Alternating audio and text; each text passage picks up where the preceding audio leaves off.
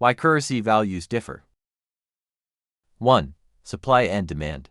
If more people or countries want a currency, high demand, its value rises. If a country prints too much of its currency, high supply, its value drops. 2. Interest rates. Higher interest rates attract foreign investors, increasing demand for the currency and raising its value. Lower interest rates can weaken a currency. 3. Inflation. Low inflation preserves currency value.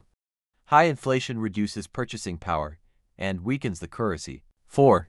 Economic stability. Strong, stable economies, for example, USA, Switzerland, tend to have stronger currencies. Weak or unstable economies, for example, countries with war or political unrest, have weaker currencies. 5. Government debt. High national debt can scare investors and lower currency value. Low or manageable debt supports stronger currencies. 6. Trade balance. Countries that export more than they import, trade surplus, often have stronger currencies.